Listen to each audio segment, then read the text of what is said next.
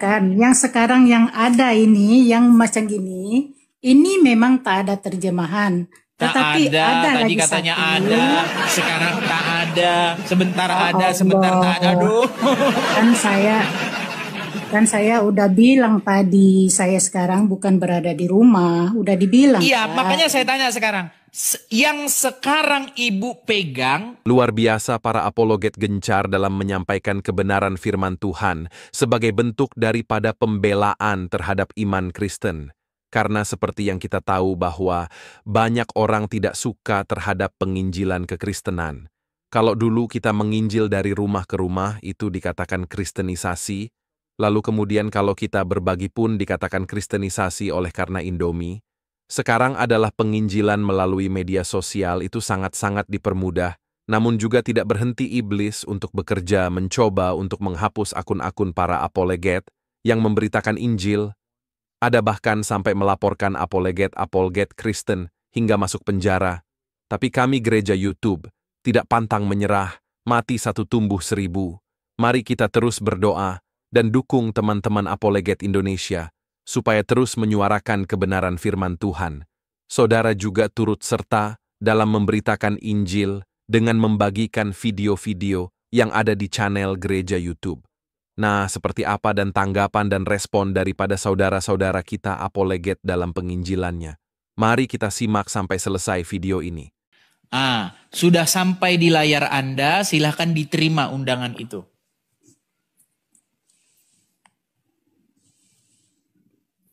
Oke. Nah. Wah. Ya, Ibu Naas, sebelum berlanjut ini, saya teringat dengan perkataan Muhammad. Bahwa Muhammad berkata bahwa akal wanita itu setengah atau tidak sempurna akalnya. Betul? Betul? Coba jelaskan lagi. Saya bacakan saja hadisnya ya. Saya bacakan hadisnya supaya enak kita ya, bahwa akal wanita itu separuh ya, atau tidak sempurna akalnya ya. Sebentar. Akal ya, saya bacakan hadisnya ya. Baik, saya bacakan hadisnya sebentar. Baik, di sini dikatakan ya, diriwayatkan dari Abdullah bin Umar bahwa Rasulullah SAW bersabda, "Wahai kaum wanita, bersedekahlah kamu dan perbanyaklah istighfar, karena aku melihat banyak di antara kalian adalah penghuni neraka." Lantas seorang wanita yang pintar, perhatikan, wanita yang pintar di antara mereka bertanya, "Wahai Rasulullah, kenapa kaum wanita banyak menjadi penghuni neraka?" Rasulullah SAW bersabda, "Kalian banyak mengutuk dan mengingkari suami, dan aku tidak melihat suatu kaum yang kurang akal dan agamanya itu lebih banyak daripada yang memiliki akal, kecuali dari golongan kalian." Wanita itu bertanya lagi, "Wahai Rasulullah, apakah maksud kekurangan akal dan agama itu?" Rasulullah menjawab, "Maksud kekurangan akal ialah persaksian 2 orang wanita sama dengan persaksian seorang laki-laki. Inilah yang dikatakan kekurangan akal. Begitu juga kaum wanita tidak beribadah kala malam-malam juga akan berbuka pada bulan Ramadan. Inilah yang dikatakan kekurangan akal." Hadis riwayat Bukhari. Ya, di mana di dalam ayat Al-Qur'an disebutkan bahwa persaksian 2 orang wanita itu sama dengan 1 orang laki-laki.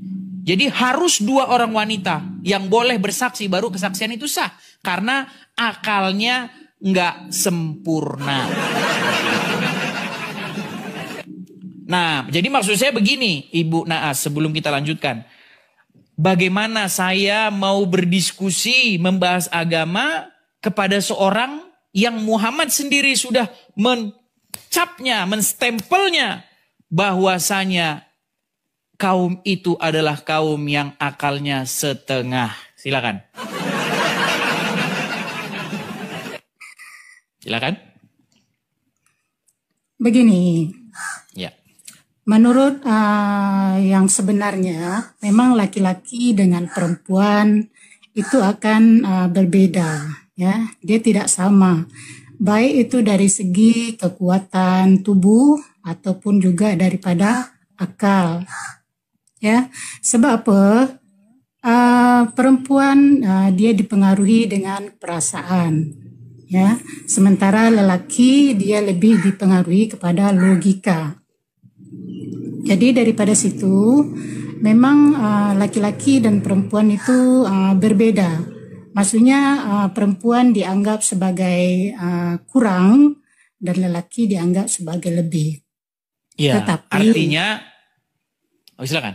Belum selesai. Silakan. Tetapi bukan berarti Anda dengan saya tidak boleh berdiskusi. Iya boleh. Saya tidak bilang tidak boleh berdiskusi. Boleh berdiskusi, tapi bagaimana nanti kita berdiskusi sedangkan Anda itu dicap oleh Muhammad sebagai sekelompok manusia yang kurang akal gitu loh.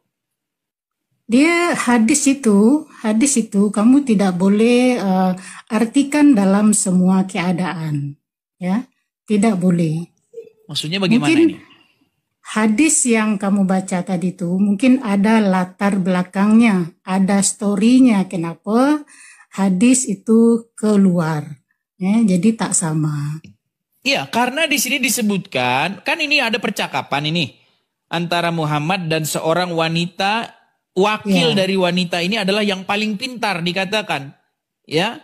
Mereka itu perempuan itu bertanya kepada Muhammad, apa yang dimaksud bahwa kami kaum wanita ini kurang akalnya? Dijelaskan oleh Muhammad, gitu loh. Ya betul. Tapi itu tidak menghalangi. Artinya begini, artinya Bu Naas sudah mengakui bahwa wanita itu akalnya tidak sempurna, betul ya? Iya. Betul. Baik, ya betul. Sebab Sudah lelaki diakui dengan ya. perempuan itu berbeda, ya. Oke, baik. Laki-laki lebih kepada logika, sementara perempuan lebih kepada perasaan atau emosi. Baik, mari kita buktikan secara logika ya. Kita buktikan secara logika. Nah, begini. Kira-kira ajakan saya supaya Anda stop atau berhenti mempertuhankan seorang manusia yang bernama Muhammad, kira-kira ajakan itu baik atau tidak? Pada saya memang tak sesuai. Sebab apa? Kita sebagai Muslim, kita tidak mempertuhankan Muhammad. Itu salah. Oke, apa itu mempertuhan itu? Kita mempertuhankan Allah, bukan Muhammad. Pengertian mempertuhan itu apa? Menyembah. Menyembah itu adalah pengertian dari mempertuhan. Berarti harus sujud-sujud begini begitu? Iya, betul. Kalau tak sujud-sujud begini berarti tak mempertuhan? Iya. Oh begitu, baik. Ada Al-Quran di situ? Ada, kenapa?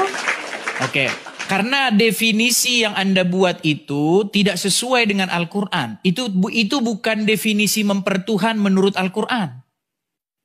Menurut Al-Quran, seseorang tidak harus begini-begini sehingga bisa dikatakan mempertuhan. Anda juga salah. Mempertuhan bukan berarti harus sujud seperti yang Anda contohkan. Tadi Anda yang membuat contoh mempertuhan adalah begini-begini kepada sesuatu. Bukan. Barusan tadi bilang itu. Makanya tadi kan saya bilang, makanya akan sulit bagi saya untuk berdiskusi dengan orang yang kurang akalnya. Bukan begitu. Anda terlalu mengambil kesimpulan, ya. Anda terlalu mengambil kesimpulan. Oke, tolong jelaskan apa yang dimaksud dengan mempertuhan menurut Al-Quran, Bu Nas. Kita orang Islam ada cara dalam menyembah, ya. Seperti bukan, sholat. Saya tidak tanya cara orang Islam menyembah. Yang saya tanya, apakah definisi atau pengertian mempertuhan menurut sudut pandang Al-Quran? Menyembah Menurut sudut pandang Al-Quran adalah Oke, dasarnya di mana? Dasarnya di mana? Melaksanakan segala perintah Allah dan meninggalkan segala larangannya. Itu adalah definisi menyembah. Ini berat nih teman-teman. Bukan berarti harus menyusun 10 jari dengan tunduk-tunduk seperti yang Anda contohkan. Ya, coba dalam dasarnya. Islam ada peraturannya. Ya, coba Ada dasarnya peraturannya. Bu Naas ada di mana itu? Dasarnya, silakan. Dasarnya di dalam Al-Quran ada dan dalam Ya, di dalam hadis Quran surat juga berapa? ada. Di dalam Quran surat berapa? Saya tak ingat dalam Al-Quran surat berapa. Cuma saya ingat itu saya belajar masa sekolah dulu ya. Iya, Sebab begini Bu saya Naas. memang Begini Bu Nas, Oke. saya ini 13 tahun lamanya saya study tentang Al-Quran. ya Jadi saya belum pernah bertemu dengan seorang muslim yang lebih mengerti Al-Quran daripada saya. betul. Kalau Betul. begitu, coba Anda berdiskusi dengan Ustadz Hadi Hidayat. Pasti Anda jumpa. Ustadz Hadi Hidayat, masalahnya Iya. mereka tidak berani. Kenapa? Ada satu pengakuan dari seorang pendebat muslim yang sangat familiar di sini. Mungkin Anda tahu namanya Tauzuma. Tauzuma tahu? Tidak tahu. Seperti mendengar nama itu, tapi saya tak pernah mengikuti. Oh, seperti mendengar. Jadi menurut si Juma, ya, menurut Juma ini tidak ada seorang ulama pun yang sanggup berdiskusi ya menghadapi Edis TV itu.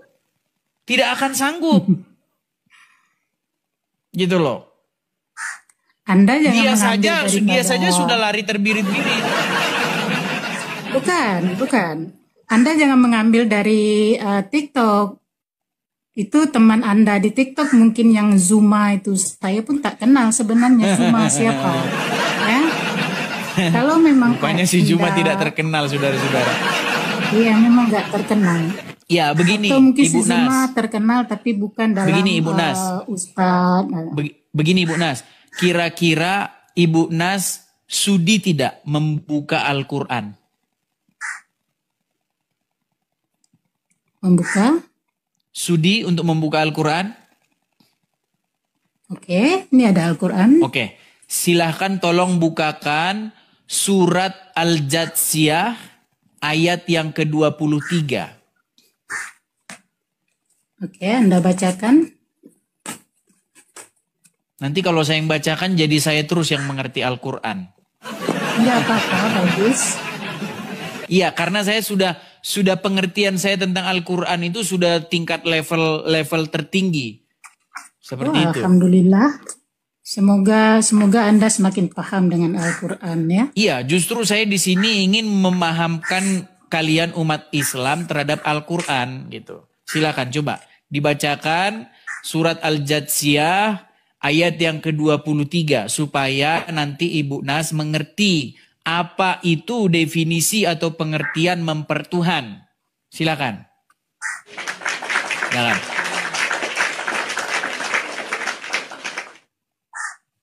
Coba Anda bacakan. Jangan-jangan dia nggak punya Quran yang ada terjemahan. Coba saya tanya Iya, jujur dulu betul. Ibu Nas. Tidak ada Iya, terjemahannya betul. kan? Tidak ada terjemahannya kan? Yang ada di depan saya ini memang yang nggak ada terjemahan ya. Itulah teman-teman fakta ya. Kenapa umat muslim tidak mengerti isi Al-Quran? Karena Al-Quran nggak ada terjemahannya. Bukan. Al-Quran ada terjemahannya. Kebetulan sekarang nih saya tidak pegang. Sebab Oke, saya berada di lain tempat. apakah Ibu Nas punya Al-Quran yang ada terjemahannya? Ada di rumah. Sekarang saya bukan di rumah. Di mana?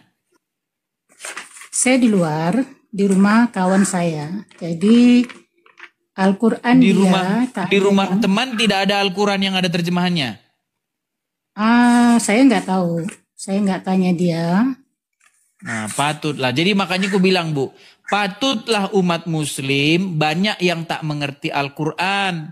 Karena Al-Qur'annya yang di rumah tidak ada terjemahannya. Betul kan? Tak semestinya, tak semua orang begitu. Tapi Tak semua orang Muslim kebanyakan, tidak memiliki. kebanyakan Bu Nas, buktinya sekarang yang saya ajak bicara, Qur'annya nggak ada terjemahannya. Iya. Sekarang ini memang Coba saya tidak ketika Quran kita baca dan tidak ada artinya, lalu apakah kita mengerti apa yang barusan kita baca? Sebab itu sebetulnya semua orang Islam disuruh untuk belajar bahasa Al-Quran. Iya, tapi artinya kan harus Cuman dibaca. tak semua. Oke? Begini, Bu Nas, begini. Dulu saya waktu belajar kepada beberapa teman, beberapa ustadz, mereka itu saya lihat punya pola yang sama ketika saya belajar Al-Quran kepada mereka. Karena mereka bilang begini, kalau kamu mau belajar Al-Quran, kamu tidak boleh belajar sendiri. Nanti gurumu adalah syaiton katanya. Lalu bagaimana? Kamu harus belajar kepada ustadz-ustadz. Oke lah, saya belajarlah kepada mereka. Kepada teman-teman yang sebaya, kepada ustadz-ustadz, saya belajar. Nah, ketika saya belajar, saya dapati sebuah pola yang sama. Saya disuruh membaca Arabnya. Waktu itu saya disuruh membaca gini. Bacanya begini. Kul huwallahu ahad. Oh, salah. Bukan kul huwallahu ahad. Bacanya harus kul huwallahu ahad. Allahu samad. Harus mad, harus begitu. Qalqalanya, tajwidnya. Dalam hati saya, saya ini mau belajar artinya. Saya mau belajar artinya. Saya bukan mau belajar Arabnya yang begitu. Karena bagi saya itu nggak berguna, begitu loh. Mau saya baca somad, mau saya baca somad, mau saya baca ahad atau ahad, bagi saya nggak berguna. Yang berguna bagi saya apa pengertian kata itu di dalam bahasa saya, sehingga saya bisa mengerti apa maksudnya. Nah, saya dapati semua harus dibaca Arabnya, bacanya harus benar. Kalau salah membaca artinya beda. Semua seperti itu. Iya, betul Akhirnya saya tinggalkan belajar Al-Quran sama orang Islam. Saya tinggalkan. Betul. Karena Betul, apa? betul. Karena yang saya dapat hanyalah membaca huruf-huruf Arab. Oke, sekarang macam ini. Tapi tidak ada artinya. Padahal yang Sekarang saya macam ingin ini. belajar, ingin pelajari itu adalah maknanya. Apa sih pengertian ahad? Apa sih pengertian somad? Apa? Mereka tidak memberitahu saya artinya. Karena bagi saya artinya lebih penting ketimbang saya harus mengucapkannya dengan seperti orang Arab. Lebih penting bagi saya mengerti artinya ketimbang saya mendapat amal. Yang saya dapati seperti itu. Kalau kamu membaca satu huruf Arab ini yang melengkung-melengkung begini, maka kamu dapat amal. Saya nggak penting amal-amal.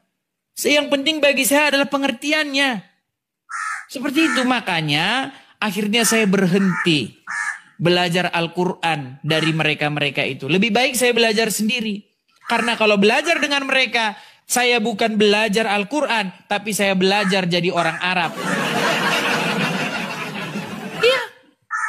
Dia begini. Anda adalah non-Muslim, ya. Jadi Anda mempelajari makna dari Al-Quran bahasa Arab itu. Betul. Sementara kami orang Muslim, kami memang harus membaca huruf Arabnya dengan tepat dan juga harus membaca artinya. Oke? Artinya jangan. Yang ini artinya jangan. Sekarang macam ini. Saya bagi contoh dulu ya. Saya bagi contoh. Kamu tinggal di Amerika kan? Oke, kamu guna bahasa Inggris kan? Ya, betul. Kalau seandainya pengucapan bahasa Inggris Anda tidak betul, kira-kira salah arti, salah makna. Nggak ada artinya. Harus tepat Bisa salah arti, bisa nggak ada artinya. Hah? Pengucapan bahasa Inggris harus tepat kan? Iya, ketika Kalau dipakai salah, untuk berkomunikasi, Bu Naas. Iya, betul. Sama juga Al-Quran itu juga satu alat komunikasi antara Tuhan dengan hambanya. Ya, Berat nih. jadi pengucapan harus betul. Kalau bahasa Inggris Anda juga pengucapannya tak betul, kira-kira Begini Bu artinya Nas, berbeda, Kak. begini Bu Nas, begini. Sekarang Tadi, macam ini saja. Anda mempelajari Al-Quran bukan untuk betul-betul memahami Islam, tetapi oh salah, Anda mencari kekurangan-kekurangan salah. dan juga Tidak benar, tidak benar. kecelakaan-kecelakaan dia, kan? Saya mempelajari Sebab itu Al-Quran Anda selalu agar mencari saya mengerti betul apa isi Al-Quran. apa tujuannya. Supaya saya mengerti apa yang dimaksudkan oleh Al-Quran, apa yang ingin disampaikan Al-Quran kepada saya. Apa tujuannya Anda mempelajari? Supaya Anda saya seorang mengerti Kristen. apa yang ingin disampaikan Al-Quran kepada saya. Kenapa Anda mempelajari sementara Anda sudah meyakini agama Kristen? Kenapa? Karena Al-Quran adalah sebuah buku dan sebuah buku itu memberi pesan kepada orang, makanya saya baca. Iya, kenapa Anda membacanya? Tuh kan, barusan tadi saya Apa bilang tujuan karena Al-Quran itu sebuah buku. Dan sebuah buku itu memberikan pesan, informasi supaya dibaca orang. Perlukah Anda sebagai Kristen untuk membaca Al-Quran? Perlu. Kenapa? Karena ada orang-orang Muslim yang mengklaim bahwa agama Islam itu merupakan penyempurna agama-agama terdahulu. Karena ada Ya, orang itu Muslim bagi yang kami. mengklaim, karena ada orang Muslim yang mengklaim bahwasanya Jesus atau Yesus menubuatkan akan datangnya seorang nabi bernama Muhammad. Makanya Iya, saya betul. baca.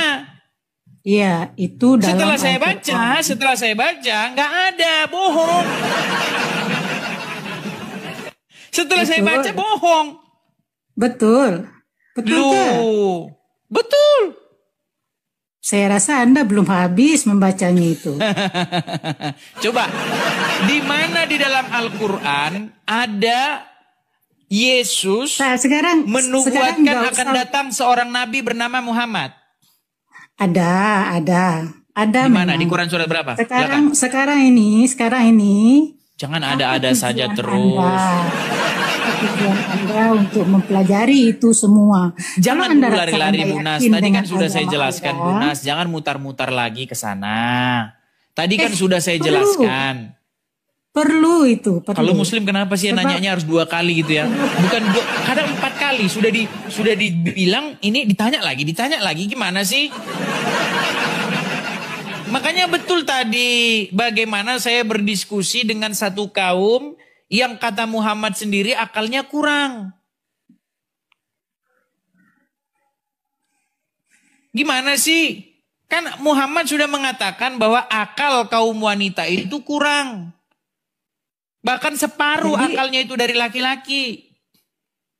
Oke, sepatutnya kalau memang akal perempuan kurang, laki-laki kena penuhkan lah. Baru boleh Makanya berdiskusi. ini saya jelaskan. Anda saya jelaskan tapi mengeyel. Di dalam Al-Quran, coba di mana ada Yesus menubuatkan akan datang seorang nabi bernama Muhammad. Silakan. Saya bantu carikan ayatnya. Di dalam surat As-Saff ayat yang ke-6. Coba baca. Oke, bacalah. Silakan baca. Silakan Anda baca. Saya dengarkan. Ya karena tidak ada terjemahannya tadi. Makanya saya bilang kan. Makanya kenapa umat muslim tidak paham-paham dengan Al-Quran. Karena untuk mempelajari membaca Quran dengan benar, kol-kolanya, tajwidnya. Itu saja sudah memakan waktu puluhan tahun. Sampai 40 tahun, 50 tahun. Nggak lulus-lulus. Giliran mau meninggal baru baca artinya. Gimana? Oke, macam inilah. Makanya ya. saya bilang habis waktu seorang muslim untuk mempelajari qalqalah, tajwid, mempelajari bahasa Arabnya, alif batanya, habis waktunya. Artinya kapan dibaca? Buktinya nggak sampai begitu sekarang juga. Ibu Naas. Buktinya Ibu Naas sekarang di umur yang sekarang masih membaca itu kan, membaca kol-kolannya, bagaimana tepatnya bunyinya, tajwidnya. Artinya belum ada sampai sekarang, belum ini. Nanti giliran sudah tua bangka baru membaca artinya itu pun udah rabun. Udah rabun. Enggak juga Gimana? begitu. Anda jangan menafsirkan sendiri. Anda tidak tahu Coba kehidupan sekarang saya tanya jujur. bagaimana, Sekarang ya. saya tanya jujur. Al-Quran yang Ibu pegang ada artinya nggak? Ada, tapi yang sekarang ini Ada terjemahannya? Ada udah terjemahannya? bilang kan, yang sekarang yang ada ini, yang macam gini, ini memang tak ada terjemahan. Tak Tetapi ada, tadi lagi katanya satu. ada, sekarang tak ada, sebentar Ya ada, sebentar tak ada. Allah. Aduh. Kan saya udah bilang tadi, saya sekarang bukan berada di rumah, udah dibilang. Iya, kan. makanya saya tanya sekarang. Yang sekarang Ibu pegang tidak ada terjemahannya, Nggak betul? ada. Udah apa? Tidak Nggak ada. nggak Ketika, ada. sebentar, ketika tidak ada terjemahannya, maka Anda tidak akan tahu apa yang Anda baca, betul? Tak semestinya, saya ada belajar bahasa Arab. Oke, coba tolong bukakan surat As-Saff ayat yang ke-6. As-Saff. Ya, surat As-Saff ayat yang ke-6. Saya cari dulu ya. Ya, silakan. Bapak, kita sabar kok. Enggak usah buru-buru. Silakan. Saya As-Saff. Memang ada makan waktu sedikit sebab bahasa Arab dengan bahasa Boleh. Indonesia. Enggak apa-apa, itu sabar. beda, Enggak apa-apa, ya. santai kok. Kita enggak buru-buru kok. Oke, As-Saff. Ya, surat As-Saff ayat yang ke-6. As-Saff. Mana ini? Ya. Sekejap. As-Saff.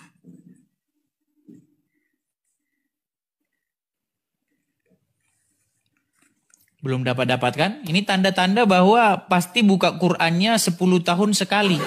Itu pun Al-Fatihah duluan. Setelah baca Al-Fatihah langsung ngantuk melanda. Anda pandai ya. Iya. Lu Anda buktinya pandai. membuka surat As-Saff saja tidak dapat. Itu aja. Quran itu hanya 114 surat.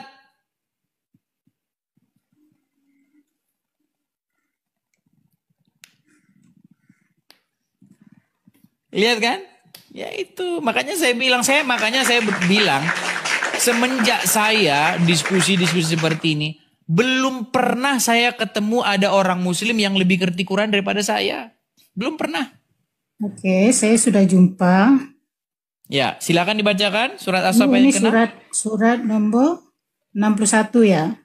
Iya, ayat yang ke-6. Ayat yang ke-6. Sekejap saya cari halamannya dulu. Silakan. Teman-teman sambil menunggu ya, teman-teman follow, jangan lupa follow dan absen di sini ya. Yang ada tulisan 1.7 absen di situ dan follow supaya teman-teman tidak ketinggalan, teman-teman ya.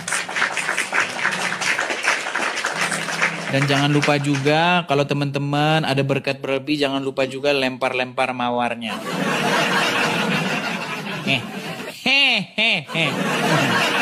Tidak apa-apa kan ya? Tidak apa-apa. Enggak apa-apa kok itu, enggak apa-apa. Terima kasih topinya, terima kasih. Ya, silakan dibacakan, Bu. Sudah 4.300 jamaah yang menonton dan menanti-nanti dan berharap-harap semoga ada seorang muslim yang sanggup untuk menjawab syubhat-syubhat yang dikemukakan oleh seorang Kristen ini seperti itu. Silakan. Begitu lamanya, saudara. Oke, ayat keberapa tadi? Ayat yang ke-6, Bu. Ayat yang ke-6. Ya, silakan. Oke, wa iz qala Isa benu Maryam ya Bani Israel inni rasulullahi ilaikum musaddiqa liman baina yadayya minat taurati wa mubassiru bi rasuli ya'ti min ba'di ismuhu Ahmad. Oke, falamma ja'ahum bil bayyinati qalu haza sihrun mubin. Oke. Coba diartikan. Kalau tidak ada terjemahannya, coba apa artinya itu? Saya coba ya. Dan ingatlah ketika Isa ibnu Maryam berkata, ya Bani Israel, wahai Bani Israel, sesungguhnya ini Rasulullah, saya adalah utusan Allah kepada kamu yang benar. Yang membenarkan. Oke, yang membenarkan. Di antara dan apa-apa yang berada di antara yadayya minal Taurat, dan apa-apa yang berada di antara Taurat. Ya, memang ini tak ada terjemahan. Baik, saya bacakan terjemahannya saja di sini ya. Saya bacakan. Makanya saya bilang kalau tidak ada terjemahannya, yang ada itu bingung. Saya bacakan. Dan ingatlah ketika Isa ibnu Maryam berkata, ya Bani Israel, wahai Bani Israel, sesungguhnya aku adalah utusan Allah kepada kamu, membenarkan kitab sebelumku, yaitu Taurat, dan memberi kabar gembira akan datangnya seorang Rasul yang akan datang sesudahku, namanya Ahmad. Maka tatkala Rasul itu datang kepada mereka dengan membawa bukti-bukti yang nyata, mereka berkata, ini adalah sihir yang nyata. Oke? Jadi Isa di sini berkata kepada siapa? Ya, Bani Israel. Kepada Bani Israel. Bahwa nanti akan datang Nabi sesudah dia, namanya siapa? Ahmad. Ahmad. Kenapa Ahmad diedit jadi Muhammad? Silakan. Ahmad ataupun Muhammad itu sama, bukan ayat berapa, ya? Di ayat berapa, surat berapa yang mengatakan bahwa Ahmad dan Muhammad sama?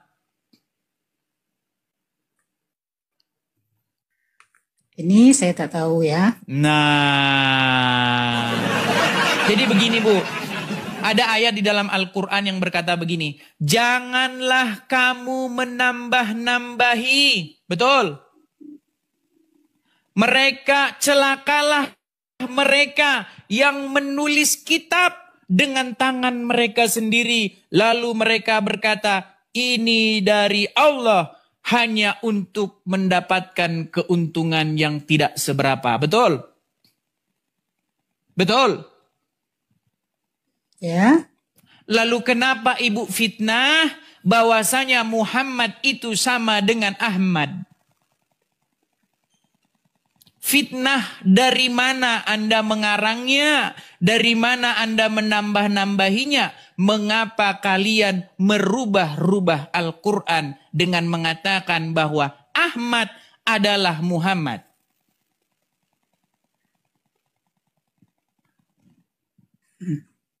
Berat, saudara-saudara. Berat ini mau menjawab ini ya. Iya, di dalam Al-Quran juga ada ayat yang mengatakan, janganlah kamu mengatakan sesuatu yang kamu tidak memiliki pengetahuan tentangnya. Sebab apa nanti yang keluar dari mulutmu apapun akan dimintai pertanggungjawabannya. Betul? Ya. Iya, jadi kenapa ibu mengatakan sesuatu yang Anda tidak memiliki pengetahuannya? Maka benarlah bahwa penghuni kaum neraka adalah kebanyakan kaum wanita. Karena mereka suka ya menggosip-gosip sesuatu yang tidak ada menjadi ada. Kalau tidak ada apa-apa, ada dua wanita berkumpul, maka akan muncul apa-apa. Padahal sesuatu tidak ada. Makanya sulit kan? Sulit, berat.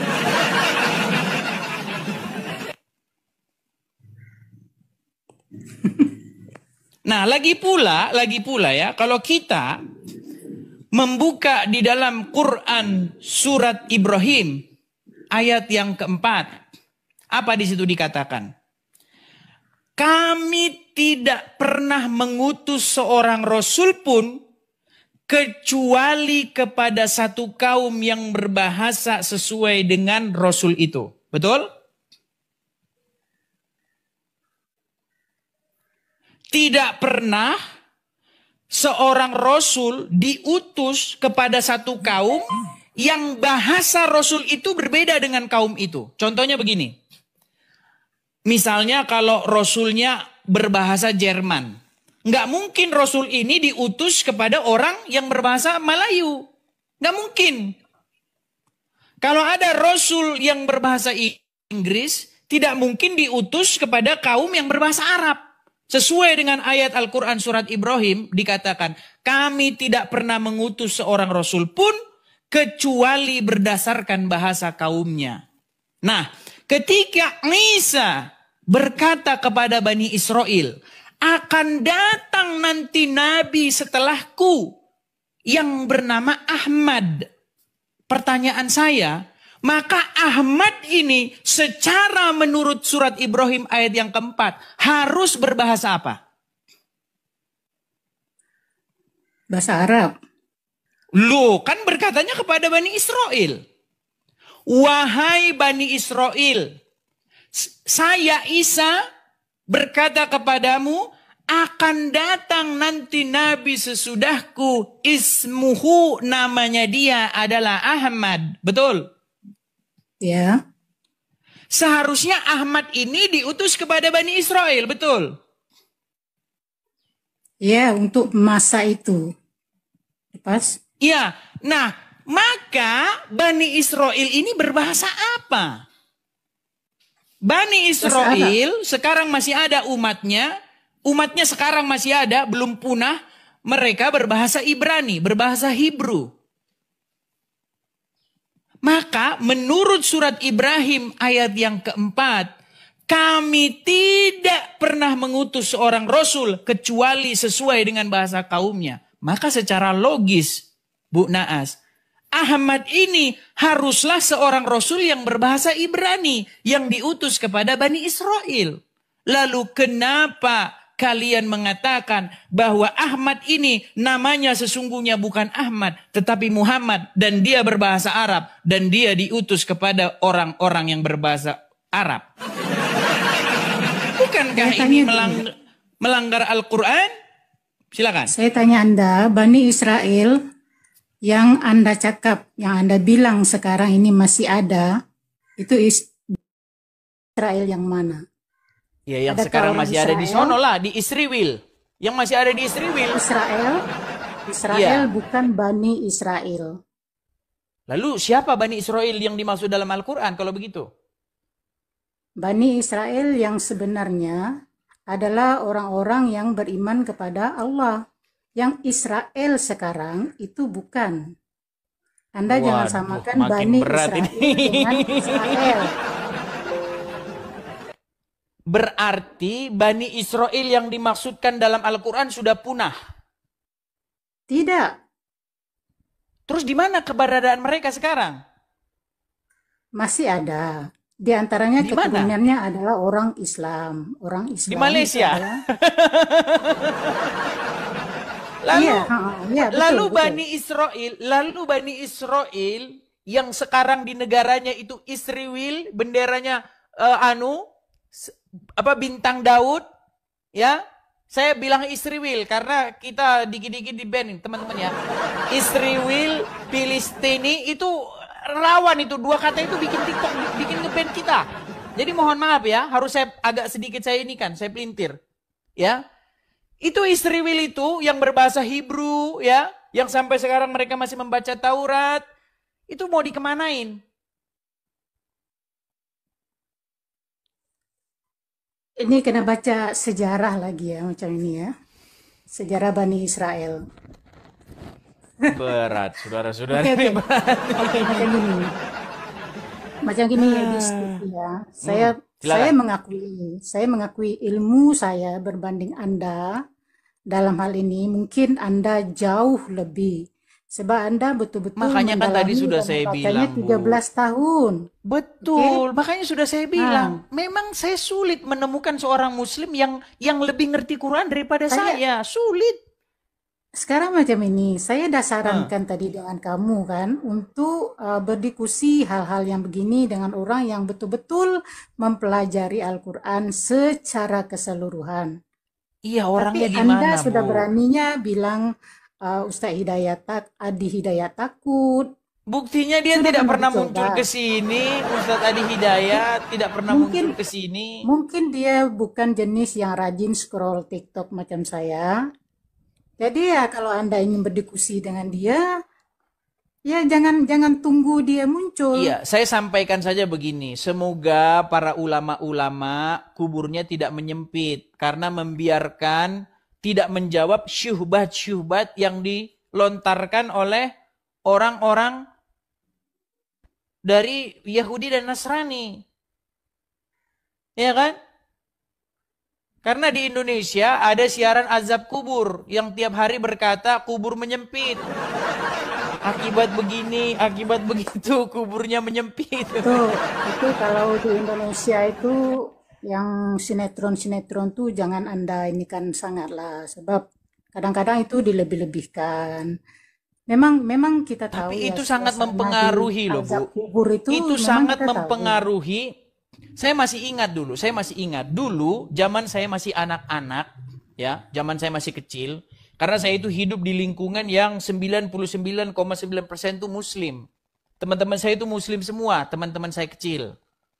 Jadi menurut mereka kalau ada nanti syaitan, karena kami dulu jalan itu belum ada lampu di kampung kami tuh, masih pakai baterai. Jadi kalau ada setan, ada pocong, ada sundul bolong, ada pontianak, nah harus dibacakan ayat-ayat Al-Quran katanya. Ketika saya sudah dewasa, di mana ini kalau ada ketemu setan dibacakan Al-Quran? Mana? Nggak ada. Tidak ada. Dapat dari mana ide-ide semacam itu? Bahkan Itu ada namanya di tidak mungkin. bahkan ada satu sinetron yang sangat booming begitu di Indonesia, namanya itu Misteri Gunung Merapi. Tahu Mak Lampir? Tahu Mak Lampir? Ya, kenapa? Mak Lampir itu dia paling takut dengan kiai. Namanya Kiai Ageng Prayogo dan Sunan Kudus. Dan dia hanya mampu ditaklukkan oleh cambuk cemeti Al-Rasuli. Iya, dan dia dibacakan ayat-ayat Al-Quran. Makanya itu sangat mempengaruhi itu. Walaupun itu hanya sekedar film, tapi itu sangat mempengaruhi masyarakat. Ya, betul memang. Loh iya, memang itu keadaannya. Tapi waktu saya baca di dalam Al-Quran, di mana ada ayat Al-Quran bisa mengusir nenek lampir? Tidak ada. Makanya begini, kalau kita belajar agama Islam dengan apa yang diproduksi oleh orang-orang Islam, nampaknya tidak sinkron sama sekali. Contoh, Mak Lampir kalau dibacakan ayat-ayat Al-Quran, maka dia akan kalah. Ya kan? Sementara kalau kita baca sejarah agama Islam, di dalam hadis, malah Muhammad terkena sihir. Ibu tidak pernah dengar cerita Muhammad kena sihir? Tak pernah dengar. Nah kan? Tidak pernah dengar. Sebab Betul, tidak pernah dengar Muhammad kena sihir. Sebab Muhammad tak pernah kena sihir. Waduh, ini kan saya bilang kan banyak kan yang belum tahu kan? Banyak yang belum tahu. Jadi memang kita harus rajin-rajin memberitahu ini, teman-teman. Itu hanya tuduhan. Itu hanya tuduhan Waduh, dibilang saja. tuduhan katanya. Ya ampun. Ya, betul. Baik, ya kita putarkan langsung saja ya. Mungkin Anda kenal dengan suara orang ini karena dekat dengan Malaysia ya. Coba nih. Apakah Apakah Nabi pernah disihir? Pernah. Apakah terdapat riwayat Aisyah? Sebab turunnya 11 ayat. Tuh. Kenal suara siapa itu? Itu suara Ustadz Abdul Somad. Oke, kita kalau tidak percaya, kita ke Ustadz yang lain ya. Kita ke Ustadz yang lain lagi. Nih. Berikan tanggapan teman-teman yang menonton video ini bagaimana? Boleh berikan pendapat kalian di kolom komentar. Atau teman-teman gak usah repot-repot. Cukup tuliskan di kolom komentar Tuhan Yesus baik, atau Tuhan Yesus dahsyat, atau Tuhan Yesus juru selamat manusia di kolom komentar. Itu adalah bagian doa saudara untuk kami, dan para pendengar selanjutnya yang menonton video ini. Mana tahu mereka membaca komentar kalian, hatinya terketuk, dan Tuhan Roh Kudus langsung menjamah mereka. Terima kasih saudara. Jangan lupa klik tombol subscribe, dan bagikan video ini. Tuhan Yesus memberkati kita semua. Sampai jumpa di video berikutnya. Ayo berpartisipasi dalam kebaikan bersama Yayasan Cipto Pelito Kasih. Mari kita bersama-sama memberikan sedikit berkat dan menyisihkan sebagian dari yang kita miliki untuk mendukung rumah Yayasan Cipto Pelito Kasih. Yayasan ini membimbing dan mengajarkan 30 anak-anak yang membutuhkan bimbingan dan pendidikan. Dengan partisipasi saudara, kita dapat memberikan harapan baru dan masa depan yang lebih baik bagi mereka. Tidak perlu banyak, bahkan bantuan kecil saudara sangat berarti bagi anak-anak ini. Mari kita ambil bagian dalam misi mulia ini dan bersama-sama membawa perubahan yang positif dalam kehidupan mereka. Kami percaya bahwa setiap kebaikan yang Anda berikan akan dibalas berlipat ganda. Tuhan Yesus memberkati saudara semua yang telah berpartisipasi dalam mendukung rumah Yayasan Cipto Pelito Kasih. Saudara yang mau mendukung pelayanan misi kami untuk terus bisa mengumandangkan penginjilan Sentral Kristen Indonesia, bisa melalui Bank Rakyat Indonesia 0421 0100 4996 560 atas nama Sentral Kristen Indonesia, dan bisa melalui QRIS ini. Silakan scan barcode QRIS ini melalui mobile banking saudara. Tujuan dari pelayanan misi ini adalah untuk menjangkau banyak jiwa di pelosok-pelosok desa yang rindu untuk mendengarkan firman Tuhan, dan untuk kegiatan apoleget yang menjalani penginjilan ke desa-desa untuk bisa terus mengabarkan kabar baik di seluruh tanah Indonesia. Selain melalui media sosial YouTube, kita tetap terus bisa menyuarakan kabar baik secara offline. Boleh dukung Asosiasi Sentral Kristen Indonesia melalui rekening ini dan bisa melalui KRIS Mobile Banking ini. Dengan cara scan barcode KRIS ini di mobile banking saudara. Terima kasih, biarlah kami berdoa agar semua kebaikan dan taburan saudara Tuhan yang membalas berlipat kali ganda. Tuhan Yesus memberkati saudara Sentral Kristen Indonesia. Shalom saudara, generasi muda FKPPI, saudara yang mau mendukung pelayanan misi kami untuk terus bisa mengumandangkan penginjilan generasi muda Forum Komunikasi Pelayanan Penginjil Indonesia. Bisa melalui Bank BRI 042 10 10 048 705 60. Atas nama generasi muda FKPPI Forum Komunikasi Pelayanan Penginjil Indonesia. Dan bisa melalui KRIS ini, silakan scan barcode KRIS ini melalui mobile banking saudara. Tujuan dari pelayanan misi ini adalah untuk menjangkau banyak jiwa di pelosok-pelosok desa yang rindu untuk mendengarkan firman Tuhan dan untuk kegiatan apoleget yang menjalani penginjilan ke desa-desa untuk bisa terus mengabarkan kabar baik di seluruh tanah Indonesia. Selain melalui media sosial YouTube, kita tetap terus bisa menyuarakan kabar baik secara offline. Boleh dukung asosiasi ini melalui rekening ini dan bisa melalui KRIS Mobile Banking ini. Dengan cara scan barcode KRIS ini di mobile banking saudara. Terima kasih, biarlah kami berdoa agar semua kebaikan dan taburan saudara Tuhan yang membalas berlipat kali ganda. Tuhan Yesus memberkati saudara